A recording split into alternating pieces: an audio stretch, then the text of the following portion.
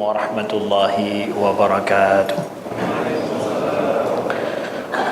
Alhamdulillahi rabbil alamin, hamdan yuwafi ni'amahu wa yukafi'u mazidah. Allahumma salli wa sallim wa barik ala sayyidina Muhammadin wa ala alihi wa sahbihi wa sallim. Subhanaka la ilma lana illa ma 'allamtana innaka antal alimul hakim. Allahumma 'allimna ma yanfa'una wanfa'na bima 'allamtana wa zidna ilma. Rabbana innana amanna faghfir lana dhunubana wa qina adzaban nar.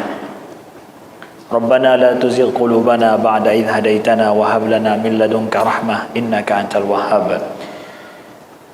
Para hadirin jamaah salat maghrib dan isya Masjid Baitur Rahman Kota Loksmawe yang dimuliakan Allah, para alim ulama, tunggu-tunggu, abu-abu, ya, tokoh-tokoh masyarakat yang berhadir. Alhamdulillah Allah perjumpakan dengan izinnya, dengan kudrahnya, dengan iradahnya kita pada malam yang berbahagia ini, di masjid yang berbahagia ini, sama-sama kita niatkan i'tikaf di masjid Allah sambil kita meniatkan untuk menuntut ilmu sebagaimana Abu Daud meriwayatkan dalam kitab beliau, kitab sunan beliau, yaitu kitab Ad-Da'wat, anna lillahi malaikatan suyahun, malaikatan suyahin. Jadi sesungguhnya Allah itu ada malaikat-malaikat Allah yang terus berjalan di muka bumi, ya. Fa idza wajadu qauman yazkuruna Allah tanadaw halummu ila bughyatikum. Apabila mereka mendapatkan malaikat-malaikat yang berjalan-jalan di muka bumi itu, apabila mereka mendapatkan orang yang sedang mengingat Allah, maka mereka saling memanggil, tanadaw, saling memanggil, ya. Halummu ila bughyatikum, ayo kemari kepada sesuatu yang kalian harapkan, kalian inginkan. Ini tujuan kalian. Jadi malaikat ini berjalan di muka bumi, ya. Ada malaikat Allah macam-macam tugas daripada malaikat. Ada yang jalan-jalan di muka bumi ini hanya untuk mencari orang-orang yang mengingat Allah. Maka majlis ilmu itu termasuk adalah majlis untuk mengingatkan kita pada Allah Subhanahu wa taala. Maka mari kita ikhlaskan niat kita, mari kita luruskan niat kita untuk mengingat Allah dan untuk memahami agama kita.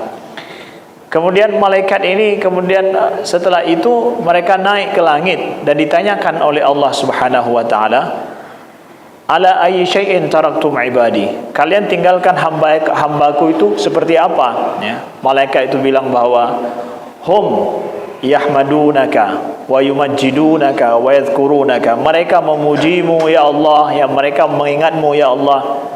Kemudian Allah tanya juga, ayyu syai'in yatlubun, mereka minta apa, ya. Allah tanya pada malaikat, mereka minta apa. Tanya ini bukan berarti Allah tidak tahu, ya. Allah ingin, ya, agar malaikat itu betul-betul menjawabnya. Apa itu? Yatlubunal jannah, ya Allah, mereka meminta syurga. Jadi nggak salah kalau seandainya dalam majlis ilmu, majlis zikir kita mengingat Allah itu untuk jangan lupa minta sesuatu yang paling dahsyat. Apa itu? Syurga.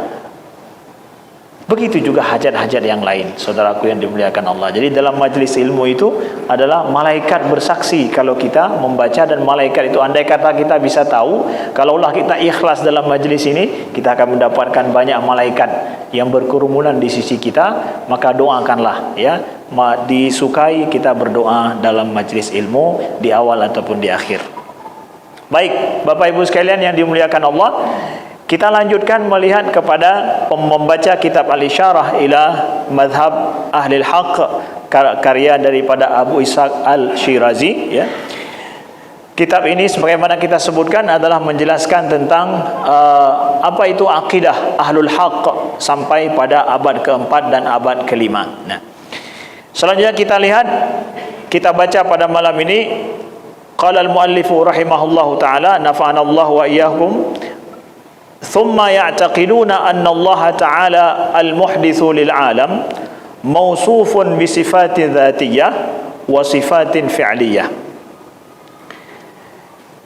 Abu Ishaq Al-Shirazi berkata, kemudian Ahlul Haq itu mereka meyakini apa? Mereka meyakini bahwa Allah yang telah menciptakan alam ini mausufun bisifatin zatiyah. Mausufun yaitu bersifat dengan sifat zat, wa sifatin fi'liyah dan juga dengan sifat fi'liyah, sifat tindakan, ya. Fa amma sifat adzatiyah fahiya ma yasihu an yusafa biha fil azali wa fi la yazal kal ilmi wal qudrah. Adapun sifat-sifat zatiyah itu adalah sifat-sifat Allah yang Allah bersifat dengannya sejak azali dan kemudian sejak sebelum penciptaan manusia, sebelum penciptaan makhluk dan juga setelah penciptaan makhluk. Seperti apa? Seperti sifat ilmu dan juga sifat qudrah dan yang lainnya. Wa amma sifat al-fi'liyah fahiya ma la yasihu an yusafu biha fil azal wa fi la yazal kal khalq war rizq. Adapun sifat-sifat fi'liyah itu adalah sifat yang Allah tidak kita katakan bersifat dengan sifat itu sejak azal, pada azal, ya. Tetapi Allah bersifat itu pada kemudian, ataupun kita katakan, ya, Allah bersifat setelah penciptaan manusia. Seperti apa penciptaan segala makhluk? Seperti pencipta al-khalq war rizq, seperti Allah memberikan rizki dan Allah memberikan, dan Allah sebagai pencipta. Saudaraku yang dimuliakan Allah, sekilas kita lihat di awal ini. Lalu Ustaz, apa saja yang diyakini oleh ahlul haqq sampai abad keempat saat itu? Mereka meyakini bahwa Allah memiliki sifat. Ini menolak orang-orang yang mengatakan Allah itu tidak memiliki sifat. Pada saat itu ada kelompok seperti Mu'tazilah yang mereka itu meyakini bahwa Allah itu tidak memiliki sifat khusus, bahwa Allah mengetahui dengan zatnya, Allah berkuasa dengan zatnya, bukan dengan sifatnya. Kita katakan Allah mengetahui, Allahu alimun, betul. Dengan apa? Bi'ilmihi, dengan ilmunya. Kemudian Allah memiliki sifat kudrah, Allahu qadirun. Dengan apa Allah qadir? Dengan kudrahnya, ada sifat kudrahnya. Orang Mu'tazilah enggak begitu. Mereka meyakini bahwa Allah itu kudrah, kuasa dengan zatnya, kemudian Allah mengetahui juga dengan zatnya. Jadi mereka tidak meyakini akan adanya sifat yang berbeda pemahamannya dengan zat. Sehingga ketika ahlul haq mengatakan bahwa Allah bersifat dengan sifat zatiyah dan sifat fi'liyah, ini menunjukkan sebuah rahasia besar dan penting bahwa ahlul haq, akidah ahlul haq adalah kita meyakini Allah memiliki sifat. Jadi kalau ada yang bilang bahwa mereka itu enggak percaya pada sifat, itu orang Mu'tazilah, ya. Orang Mu'tazilah. Ahlul haq mereka meyakini dan percaya kepada adanya sifat Allah. Nah, sifat Allah ini di dalam kitab ini kita lihat dibagi kepada berapa? Dibagi dua, sifatun dzatiyah wa sifatun fi'liyah. Yaitu sifat zat dan sifat fi'il. Apa itu sifat zat? Nah, kita lihat saudaraku yang dimuliakan Allah. Ini pembahasan ilmu akidah, pembahasan ilmu tauhid. Kalau kita katakan, Ustaz, beriman kita kepada sifat Allah itu seperti apa? Ini kita bicara masalah ilmu, ada juga masalah iman. Kalau bicara masalah iman, beriman kepada sifat Allah adalah saya percaya, meyakini, seyakin-yakinnya tanpa ragu Allah itu yang menciptakan segala sesuatu, memiliki sifat. Sifat apa? Sifat yang sempurna yang Allah yang Allah sebutkan dalam Al-Quran, begitu yang ada dalam hadis Nabi, dan begitu juga sifat yang Allah miliki yang tidak diberitahu kepada kita. Dan sifat Allah itu sempurna adanya, tidak terbatas. Segala sesuatu yang tidak pantas dan aib itu tidak ada bagi Allah Subhanahu wa taala. Saya yakin itu seperti itu. Itu sudah mukmin itu. Itu sudah beriman orang itu, enggak bisa dihukumkan kafir dia. Itu sudah mukmin, itu tataran iman sudah itu. Yakin dia seperti itu, udah mukmin dia. Lalu sekarang bicara masalah ilmu akidah. Bicara ilmu akidah, masuk masalah ilmu akidah. Nah, masalah ilmu akidah sekarang kita lihat, Abu Ishaq Al-Shirazi, masalah ilmu ini muncul gara-gara apa? Ada orang yang salah pikir.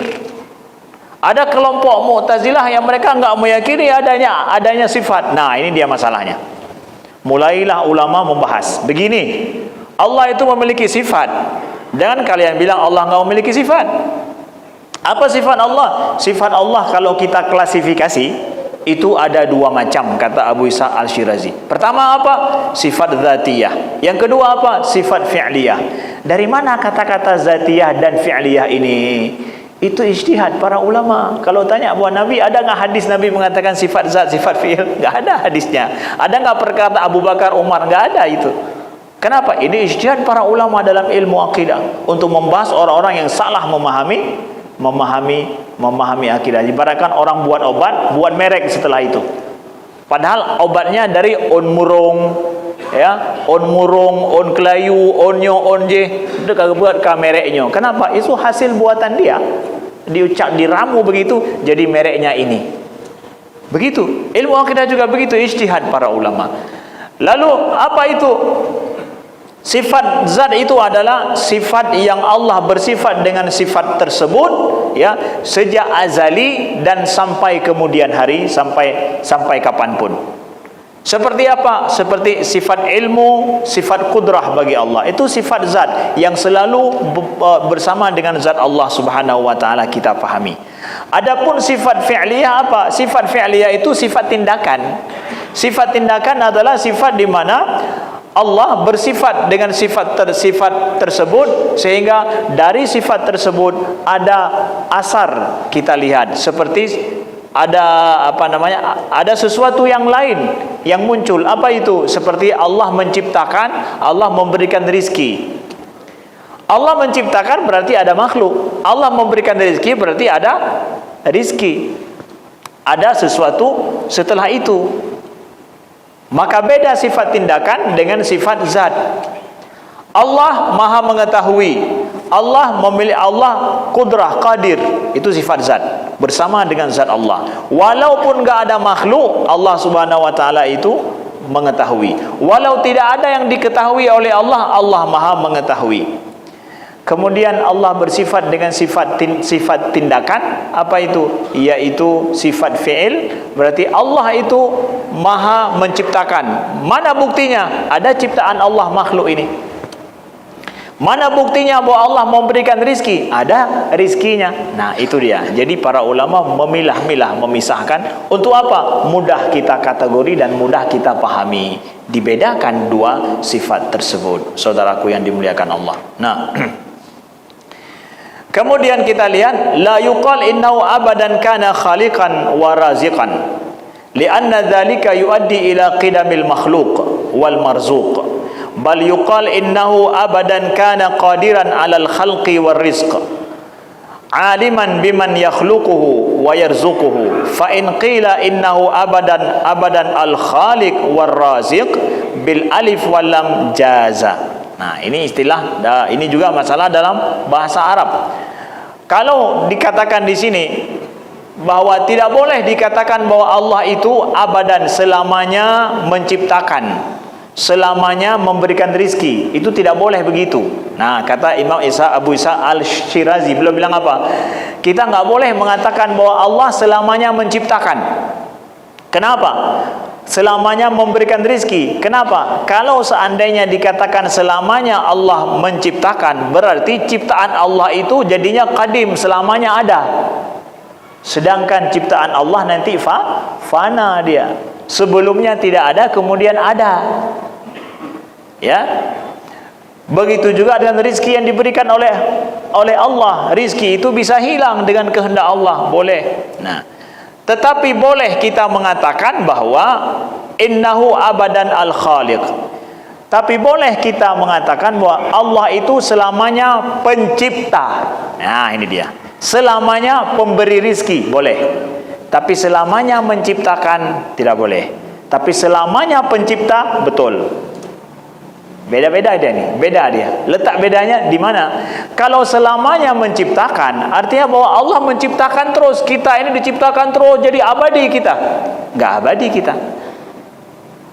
Ya, kita akan sirna. Semua kullu man 'alaiha fan. Semua selain Allah bisa sirna. Tidak ada lagi ciptaan misalkan setelah itu. Ya, boleh. Ya, begitu. Ya. Semua makhluk dulunya tidak ada, kemudian ada dan kemudian tiada lagi. Nah, tapi Allah itulah pencipta satu-satunya selamanya, dan dia pemberi rizki selamanya, itu betul. Tapi memberi rizki dan menciptakan selamanya itu kurang tepat kita katakan. Kenapa demikian? Supaya menghindari daripada pemahaman makhluk itu qadim, makhluk itu selalu ada. Enggak, makhluk itu akan sirna. Ini dia maknanya ke sana, dikatakan oleh Abu Ishaq Al-Shirazi. Kenapa? Ada sebahagian kelompok manusia, pemahaman mereka mengatakan bahwa alam ini qadim. Allah kita katakan qadim, alam juga qadim. Alam itu azali, ya. Allah juga azali. Ada mereka yang berpemahaman seperti itu. Maka segala pemahaman yang menyamakan makhluk dengan Tuhannya itu dihindari oleh para ulama akidah. Jangan salah kita tutur, jangan salah kita yakini. Begitu adanya. Ya. Kemudian beliau masuk mengatakan, "Tsumma ya'taqiduna anna Allah Ta'ala 'alimun bi'ilmin wahidin qadimin azaliyyin yata'allaqu bi jami'il makhluqat, fala yakhruju makhluqun 'an 'ilmihi li'annahu law lam yakun mawsufan bil 'ilmi lakana mawsufan bi dhiddihi wa huwa al-jahlu." Kemudian apa lagi yang diyakini oleh para ahlul haq? Mereka meyakini bahawa sesungguhnya Allah itu alimun, maha mengetahui, bi'ilmin, dengan sifat ilmu, wahidin qadimin azaliyin, dengan sifat ilmu yang satu, yang qadim dan azali sifat tersebut. Saudaraku yang dimuliakan Allah, apa rahasianya beliau katakan bahwa sifat Allah, sifat ilmu Allah mengetahui dengan sifat ilmu yang satu? Begini, yang Allah ketahui banyak tidak? Banyak. Macam-macam Allah tahu, macam-macam Allah tahu. Berarti ilmu Tuhan juga macam-macam? Enggak, ilmu Allah tetap satu, sifatnya satu. Janganlah kita meyakini bahwa seandainya Allah mengetahui banyak, berarti sifatnya juga banyak, sifat ilmunya banyak. Enggak. Dengan satu sifat ilmu Allah, Allah mengetahui segalanya yang banyak tidak terhitung itu. Ya, begitu. Itu pemahaman yang harus kita pahami. Disebut dengan bi'ilmin wahidin, dengan sifat ilmu yang satu. Ya, jangan kita pikir bahwa Allah mengetahui saya, Allah mengetahui bapak-bapak juga. Bapak ada berapa orang? 1 juta orang. Berarti ilmu Allah ada 1 juta juga. Kenapa? Supaya tahu semuanya. Enggak, Allah mengetahui semuanya dengan sifat ilmunya yang satu itu. Nah, qadimun azali, sifat itu, sifat ilmu itu qadimun bersama dengan zat Allah, dan azaliyun bersama dengan zat Allah. Yata'allaq bi jami'il makhluqat, dan ilmu Allah itu berhubungan dengan semua makhluknya. Tidak ada makhluk pun yang keluar daripada ilmu Allah Subhanahu wa ta'ala. Kenapa demikian? Karena kalau Allah tidak mengetahui makhluknya, berarti Allah bersifat dengan sebaliknya. Allah tidak tahu, dan itu mustahil pada Allah Subhanahu wa ta'ala. Nah, begitu. Wadzalika naqdun warabbu azza wa jalla wadzalika naqsun warabbu azza wa jalla mausufun bi sifatil kamal la bi sifatin naqs. Karena sesungguhnya Allah itu bersifat dengan sifat yang sempurna, bukan dengan sifat yang naqis, sifat yang kekurangan ataupun aib, na'udzubillah. Qala Allah azza wa jalla wallahu bikulli syai'in alim, wa qala ta'ala anzalahu bi'ilmihi. Allah berfirman, Allah maha mengetahui atas segala sesuatu, anzalahu bi'ilmihi, dan Allah menurunkan Al-Quran itu dengan ilmunya. Sampai titik ini, apa yang mesti kita pahami dari sini, Bapak Ibu sekalian yang dimuliakan Allah? Bahwa ahlul haq meyakini adanya apa? Adanya sifat Allah. Sifat Allah yang kita yakini, Bapak Ibu sekalian, Itu dari mana sumbernya? Dari Al-Quran dan dari sunnah Nabi SAW. Apa saja yang Allah sifatkan dalam Al-Quran, kita yakin itu sifat Allah. Orang Mu'tazilah ketika Allah mengatakan bahwa wallahu bikulli syai'in alim, Allah mengetahui segala sesuatu, ya, mereka enggak mengatakan wa ilmun itu sifat Allah. Nah, ini dia menjadi permasalahannya, ya. Sedangkan ahlus sunnah, ahlul haq meyakini bahwa ada sifat Allah, apa saja Allah sifatkan dalam Al-Quran, maka itu kita yakini sebagaimana adanya. Baik, sekarang kita lihat. Ini kan abad berapa ini di karang kitab ini? Abad keempat, abad kelima. Awal abad kelima di karang kitab ini. Ada enggak Ustaz di dalam kitab ini disebutkan sifat ini, nanti akan ada sifat kudrah, iradah, ilmun, hayyah, sama' basar. Ada enggak disebutkan sifat itu 20 dalam kitab ini? Enggak ada. Sifat yang 20 itu disebutkan dalam kitab ini? Enggak ada. Lalu kenapa juga ada kita sekarang kita mengetahui adanya sifat 20? Nah, ini ilmu, ya. Ini ilmu, kita bicara masalah ilmu ini. Ya. Dalam kitab abad ini enggak. Tapi kemudian kok ada sekarang kita dengar kitab ada apa, kita ilmu tauhid sifat 20, kenapa? Nah, ini kita jelaskan. Ya, dengarkan baik-baik. Sifat 20 itu kalau kita baca itu ada pada abad ke-8. Ketika Imam Sanusi, ya, beliau membuat, ya, berijtihad membuat klasifikasi sifat untuk mudah dipahami dan dipelajari oleh anak-anak dan juga oleh orang setelah itu. Sedangkan al-mutaqaddimin, ulama-ulama ahlul haq di awal, mereka enggak sampai mengklasifikasikan seperti itu. Tapi Imam Sanusi kemudian di abad ke-8 beliau mengklasifikasikan, ya, sifat itu dilihat kepada, kalau di awal dibagi sifat zat dan sifat fi'il, begitu saja, ya, sederhana adanya. Ketika kemudian mutaakhirin, mereka mengklasifikasikan. Ada sifat wujudiyah, kemudian ada sifat subutiyah, ada sifat salbiyah, ada sifat ma'ani dan ma'nawiyah. Itu apaan Ustaz? Itu istilah dalam ilmu tauhid, klasifikasi yang muncul oleh ijtihad para ulama setelah itu untuk membeda-bedakan pemahaman kita tentang sifat Allah. Itu istilahi, itu istilah dipakai. Ya, ibaratkan obat, dulu enggak ada obat ini kok sekarang sudah ada. Itu sebenarnya daun itu dari dulu ada, tapi sekarang diramu dengan ini buat judul lain. Itu aja. Ya, sedangkan sifat Allah dari sejak dulu ada, diyakini. Ini semua sifat ma'ani yang kita sebutkan dalam kitab ini. Nah, ini yang pertama kita pahami, Bapak Ibu sekalian yang dimuliakan Allah. Kalau kita baca pada abad yang sama juga, abad keempat, saya bawakan ini kitab I'tiqad ala Madhabis Salaf, ya, Ahlus Sunnah wal Jamaah, karangan daripada Imam Al-Baihaqi, ya, Ahlul Hadis beliau. Beliau meninggal tahun 458 Hijriah, ya. Kita dapatkan beliau mengklasifikasikan sifat seperti apa. Nah, ini lihat, beda ulama ini, ulama Ahlul Hadis. Beliau mengklasifikasikan bahwa sifat fi'il, sifat Allah itu ada, beliau klasifikasikan kepada sifat zat, kemudian juga beliau klasifikasikan dengan sifat fi'il. Sama. Dalam kitab ini, Al-I'tiqad ini, beliau klasifikasikan sifat zat dan sifat fi'il. Nah, sifat zat dibagi dua, kata beliau. Pertama sifat aqli, kedua sifat sam'i.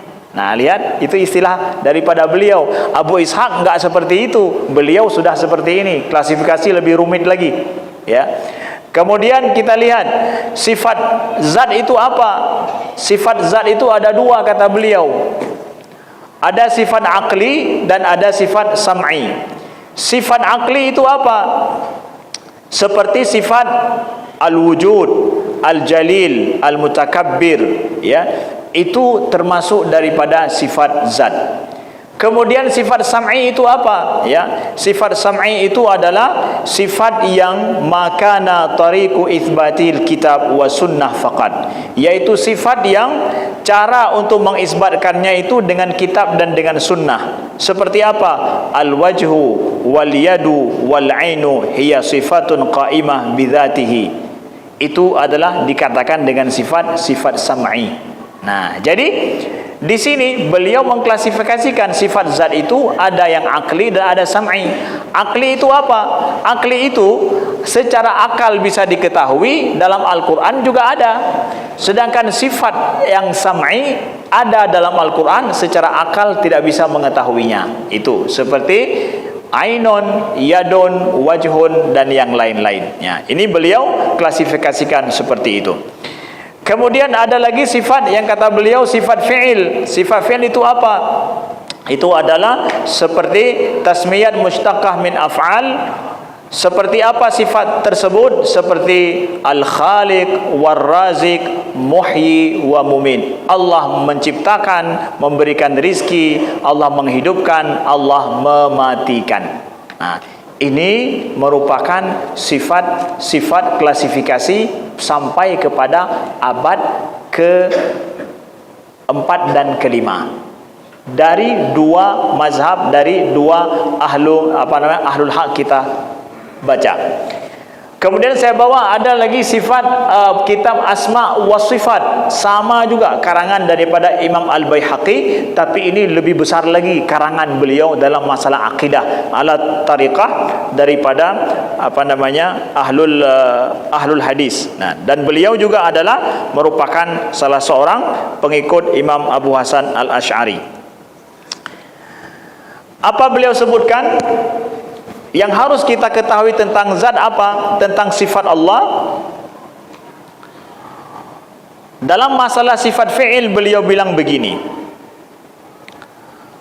Sifatu fi'lihi wa hiya mastahaqqahu fima la yazal dunal azal. Fala yajuzu wasfuhu illa bima dalla alaihi kitabillahi wa sunnati Rasulillah sallallahu alaihi wasallam au ajma'a alaihi salaf hadhil ummah. Thumma minhu maqtaranat bihi dilalatul aql kal hayah wal qudrah wal ilmu wal iradah was sama wal basar wal kalam. Beliau sampaikan bahawa sifat-sifat fi'il Allah itu semuanya adalah sifat-sifat yang diambil daripada kitab dan daripada sunnah Nabi sallallahu alaihi wasallam dan ijma' daripada salaf umat terdahulu. Dan ada juga sifat-sifat yang diketahui oleh akal. Apa itu? Kal hayah, qudrah, ilmun, iradah, sama, basar dan kalam. Wa nahwa dzalika min sifat dzatihi, begitu juga sifat zatnya, kal khalq wal razq wal ihya wal imatah wal afu wal uqubah. Wa nahwu dzalika min sifati fi'lihi wa minhu ma tariqu isbati wa wurudu khabaru sadiq bihi faqad kal wajhi wal yadain wal ain fi sifati dzatihi. Wa kal istiwa alal arshi wal ityan wal maji wal nuzul wa nahwa dzalika min sifati fi'lihi. Di sini beliau jelaskan bahawa sifat seperti istiwa alal arsh wal ityan wal maji wal nuzul itu semua daripada sifat fi'il. Itu semua dari sifat fi'il yang biasanya diperdebatkan, sering kita dengar-dengar, seperti istiwa, aliyat, wal wajhu. Imam Al-Baihaqi beliau sebutkan itu masuk dalam sifat fi'il daripada sifat fi'il Allah. Jadi kalau ada yang bilang bahwa mereka enggak meyakini adanya sifat-sifat itu, nih Imam Al-Baihaqi daripada pengikut Abu Hasan Al-Asy'ari, beliau sebutkan itu masuk dalam sifat fi'il. Masuk dalam sifat fi'il, dikategorikan dalam sifat fi'il. Kalau ada orang yang mengatakan bahwa nih mereka enggak mengatakan itu sifat, siapa bilang? Itu masuk dalam sifat, itu sifat fi'il. Dikategorikan sifat fi'il. Dalam dua kitab beliau sebutkan dengan nada yang sama. Sifat juga itu. Kalau ada yang mengatakan mereka enggak mengatakan itu sifat itu sifat fi'il. Baik. Lalu Ustaz kembali kepada sifat 20 yang dikatakan itu. Sifat 20 itu adalah sifat zat Allah saja yang disebutkan, itu sifat zat. Enggak dimasukkan sifat fi'il dalam sifat 20. Wujud, qidam, baqa yang dihafal oleh anak-anak itu, sampai kemudian mutakallim, itu semua sifat zat. Lalu Ustaz, kenapa sifat zat aja? Kenapa enggak disebutkan juga sifat fi'il? Bapak Ibu sekalian, sifat zat Allah berapa jumlahnya? Tidak terhitung. Kita enggak tahu semuanya. Allah Maha sempurna, sifatnya juga mesti banyak. Mesti juga tidak ada batasnya. Kalau seseorang punya batasan daripada kesempurnaannya, itu berarti makhluk. Tapi kalau Allah enggak ada batas kesempurnaannya, dan sifat Allah itu menunjukkan kepada kesempurnaan Allah. Lalu berapa sempurnanya Allah? Enggak bisa bilang berapa. Lalu kenapa juga 20? 20 yang ada dalilnya langsung dari Al-Quran dan Sunnah, yang kita tahu persis seperti kita mengetahui Nabi itu 25 dan Rasul. Kok Nabi 25 dan Rasul? Yang ada dalam ayat, dalam Al-Quran. Jumlah Nabi aslinya berapa? Wallahu a'lam. Begitu juga dengan sifat zat Allah. Sifat zat Allah kenapa 20? Itu yang bisa kita ketahui melalui ayat dan hadis. Sifat zat aja ini, nggak bisa fi'il, ya. Sifat zat aja, ya. Nggak bicara sifat fi'il. Kalau bicara sifat fi'il, berapa jumlah sifat fi'il Allah, Ustaz? Allahu Akbar. Adakah terbatas fi'il dan tindakan Allah? Nggak terbatas. Itu juga tidak terbatas sifatnya. Yang diberikan contoh oleh para ulama itu apa? Itu yang ada dalam ayat dan dalam hadis saja. Itu yang diklasifikasikan oleh para ulama. Kemudian kenapa sifat 20 Ustaz? Itu semua sifat zat saja. Nah, enggak ada disebutkan sifat fi'il. Ketika enggak diajarkan sifat fi'il, itu untuk pembelajaran awal bagi anak-anak. Ketika disebutkan sifat zat, apakah menafikan sifat fi'il? Enggak dinafikan sifat fi'il. Sifat fi'il diyakini juga. Cuma bedanya apa? Sifat zat, kalau kita salah meyakini, kita bisa jadi kafir. Tapi kalau sifat fi'il, kita nggak jadi kafir kalau kita bolak-balik. Contoh, sifat zat kalau ada yang menghafal misalkan nih, dari awal sampai 20 misalkan. Kebalikan daripada sifat ini, Allahu alimun, baliknya apa? Jahil. Kemudian Allahu qadirun, kebalikannya adalah lemah. Dari awal sampai 20 coba balik, semuanya mustahil pada Allah. Tapi sifat fi'il Allah, Allah memberi rizki, Allah menghidupkan, ya. Itu coba balik, memberi rizki. Kebalikannya apa? Menahan rizki. Boleh tidak? Boleh. Kemudian Allah menghidupkan, kebalikannya apa? Mematikan. Boleh tidak?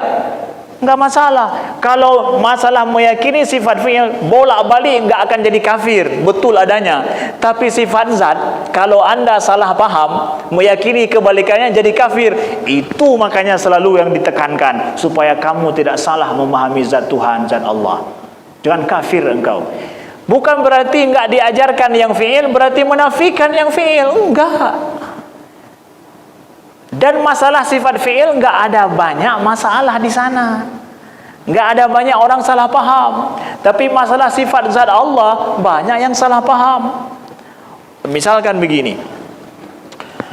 Orang filosof zaman dulu, mereka mengatakan bahwa Allah itu mengetahui masalah yang besar-besar, yang kecil-kecil enggak Allah ketahui. Nah, ini kan bertentangan dengan masalah sifat ilmu Allah. Dibahas oleh para ulama sifat ilmu Allah, bahwa dengan sifat Allah yang satu, Allah mengetahui semuanya, yang kecil dan yang besar di sini. Jadi sekali lagi, kenapa sifat 20 Ustaz? Karena itu adalah sifat zat Allah. Sifat zat Allah, kalau salah diyakini, kebalikan diyakini, kita bisa jadi kafir. Bisa kita salah memahami akan kesempurnaan Allah. Kalau ada orang meyakini kebalikan sifat itu mustahil pada Allah. Tapi kalau sifat fi'il, jumlahnya banyak, tidak terhitung, dan kalaupun kemudian kita bolak-balik meyakininya, tidak masalah. Ya, kita meyakini bahwa Allah Maha kita meyakini bahwa Allah Maha yang meninggikan, Itu sifat fi'il berarti tindakan, meninggikan. Kebalikannya yang merendahkan. Allah yang memuliakan. Betul enggak Allah punya sifat memuliakan? Betul. Allah menghinakan, boleh enggak? Boleh. Enggak ada masalah itu. Buat lagi yang lain macam-macam. Boleh, ini boleh, itu boleh. Selama itu tindakan fi'il. Tapi kalau sifat zat, hati-hati. Makanya dikolom oleh para ulama, ni hati-hati yang 20 macam ini jangan salah engkau yakini. Tapi bukan berarti menafikan yang lain. Jadi salah kalau kita mengatakan bahwa atau berpikir bahwa nyan 20 sagai gafa yang lain hana karena nyo yang masalah. Tanya ulama ge pegah haba yang masalah ngan tanya yang hana masalah hana boleh dah pegah. Beta cuy-cuy. Jangan kita congkel-congkel. Ini enggak ada masalah, ini masalah ini enggak apa-apa ini. Maka itu yang dibicarakan oleh para ulama. Begitu Bapak Ibu sekalian yang dimuliakan Allah. Dan itu ijtihad para ulama kita untuk memperbaiki pemahaman akidah kita kalau ada terjadi masalah dalam pemahaman orang di setiap masa, setiap waktu. Demikian insya-Allah. Selanjutnya besok subuh kita lanjutkan pada dialog dan tanya jawab biiznillah taala. Sekian, terima kasih. Wassalamualaikum warahmatullahi wabarakatuh.